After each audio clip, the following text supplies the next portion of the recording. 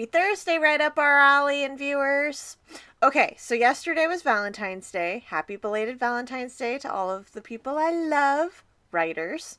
I wanted to talk a little bit about taking the mystery out of crowdsourcing funds for publication costs. I know I talk about that a lot. Right now, as you know, or some of you might not know, I do have a Kickstarter campaign out raising funds for the publishing costs of my second novel.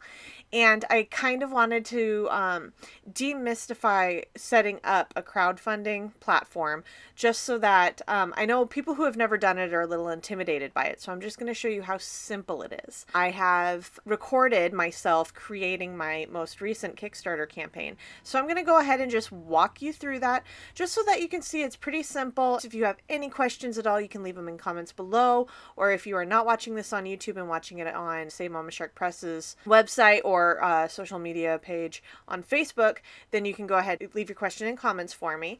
And so let's go ahead and walk through it now.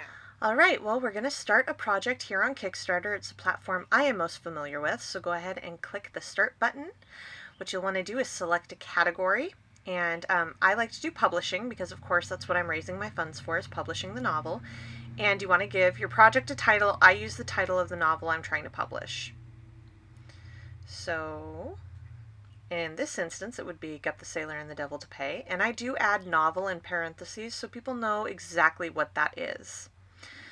Go ahead and select your country of residence. Save and continue.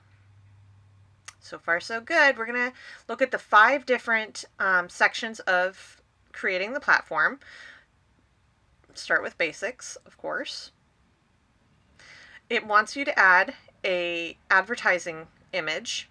So go ahead and choose your book's ad image. I made a poster. So here we go.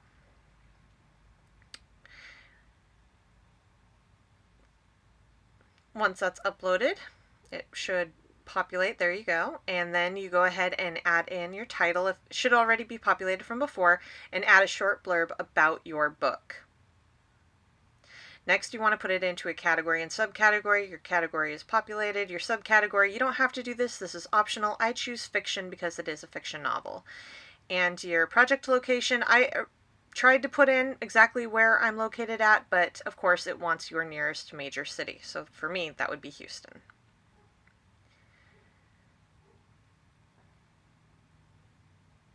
You want to choose how many days you want your project to be live. They like you to do between 30 and 60 days, but they recommend 30. You can choose an end date. If you're building the campaign early, you can do that because you might not be publishing it live for a while. Play around with it. Funding goal. I always put 2,000 in, and with the hopes that I might go over, but I think 2,000 is a little bit more reasonable to gain the backing with very few readership base, you know. Next, you want to go to your reward levels, and you want to really consider what you're going to be giving as a reward in thanks and what type of levels you have. I did create information about that on a previous video. I'll go ahead and link that in the information box below.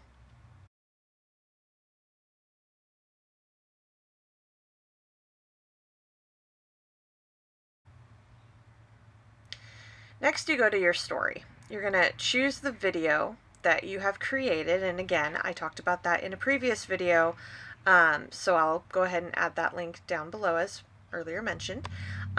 When you upload your video, it takes a little bit longer than the photo, so while that's uploading, you can start working on your project description. Now, when you're creating a project description, you want it to be grammatically accurate, so I do recommend writing it down in a word processor, making sure it's all grammatically accurate, and then just copying and pasting. And you also want to put in as many details about the cost that it takes to publish. After you've done your research, you should have a breakdown of how much your editor will cost, etc. So you want all of that information in your project description so people know what you will be using their money for. Lastly, you want to add in your risks and challenges, and be honest here. It's really important to let people know what you are risking by going to crowdsourcing as a way to raise the funds necessary to produce your book. Next, you want to do your About You section, which is pretty simple. You add in your portrait, your professional author portrait. You put in your pen name if you use a pen name, or your name if you use your actual name. You can connect to Facebook, and then you can put in your short biography. I just copy and pasted directly from my author website. Put in your actual location, not your overall, your major big city. Put in your websites, and if you use Google Analytics, it allows you to use it here as well. Finally, account. Now this is important. Make sure your email is correct. If you're an individual or an LLC, you can click one or the other of that. You want to put in your identity verification. Now this is going to be your legal name. So this is not going to show up on your Kickstarter campaign if you use a pen name, but it is for the money purposes, because they want to make sure they get real money into a real human's account. And after you submit and your identity is verified, it's going to ask for your bank account and your payment source. Now, keep in mind, once you submit that and they verify, they may ask you for proof of identity, which may require you to take a picture of your driver's license or something and send it in. That's what I had to do. Here we are looking at just a preview, but once you're totally verified and your account is complete, you will be able to publish live.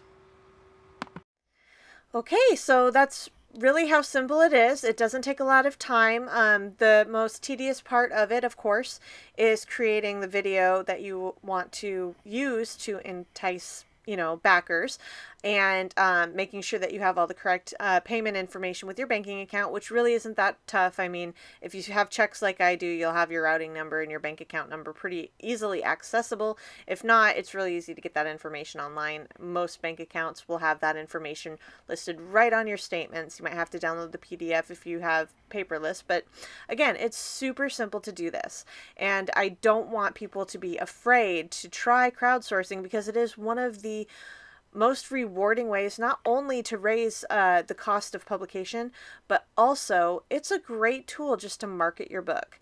So I will see you on my next Thursday, and good luck. I too can command the wind, sir! I have a hurricane in me that will strip Spain bare if you dare to try me!